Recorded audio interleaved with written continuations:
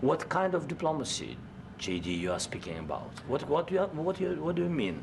I'm talking about the kind of diplomacy that's going to end the destruction of your country. Yes, but if you Mr. President, with respect, I think it's disrespectful for you to come into the Oval Office and try to litigate this in front of the American media. Right now, you guys are going around and forcing conscripts to the front lines because you have manpower problems. You should be thanking the President for trying to bring an end to this conflict. Have you ever been to Ukraine that you say what problems we have?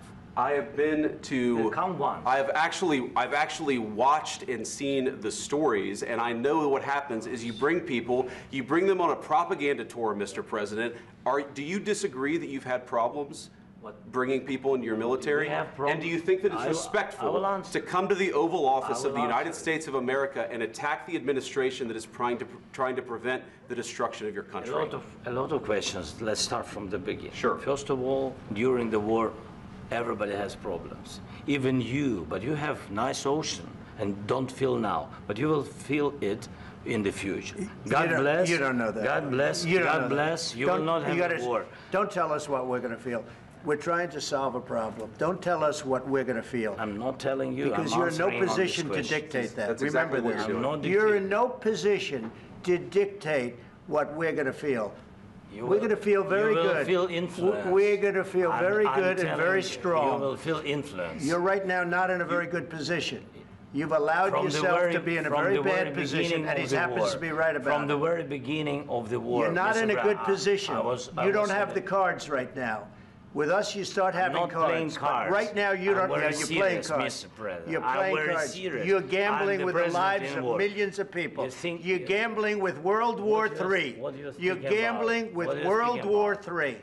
And what you're doing is very disrespectful to the country, this country, that's backed you far more than a lot of people said they should have. Have you said thank you once? This entire meeting? No, in this entire meeting, have you said thank you?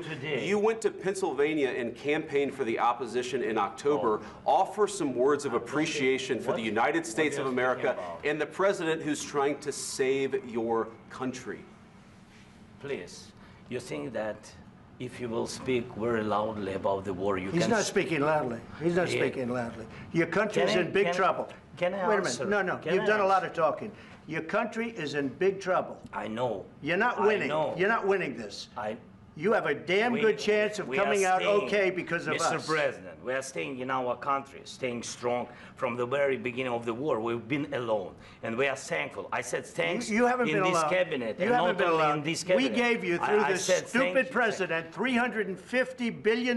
You voted we gave for you your military equipment, and you men are brave, but they had to use our military. Yes. What about if you didn't have our military equipment, you invited me if you didn't have our military equipment, this war would have been over in 2 weeks. In 3 days. I heard it from Putin. In 3 days. This is something maybe new. Less. In 2 weeks. Of course, yes. It's going to be a very hard thing to do business like this. Again, I tell you. Just say thank you. I said a lot of times Accept that there are disagreements, and let's go litigate those disagreements rather than trying to fight it out in the American media when you're wrong. We know that you're wrong. But you see, I think it's good for the American people to see what's going on. I understand, sir. I think it's very important. That's why I kept this going so long. You have to be thankful.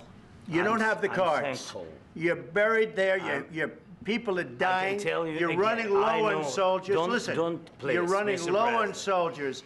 It would be a damn good thing. And then you tell us, I don't want a ceasefire. I don't want a ceasefire. I want to go, and I wanted this. Look. If you could get a ceasefire right now, I tell you, you take it so the bullets stop flying and your men stop getting killed. Of course, we want to stop the war. But you're saying you don't want a ceasefire. But I said to you, I want a ceasefire. With guarantees. Because you'll get a ceasefire faster than an agreement. Ask our people about ceasefire, what they think. That wasn't with me. For you what, that wasn't with me. That was with a guy named Biden, who was not a smart person. That was with Obama. It was your president. Excuse me. That was with Obama, who gave you sheets, and I gave you javelins. Yes. I gave you the javelins to take out all those tanks. Obama gave you sheets. In fact, the statement is, Obama gave sheets and Trump gave javelins. You got to be more thankful, because let me tell you, you don't have the cards. With us, you have the cards. But without us, you don't have any cards. One more question to Mr. Weißen.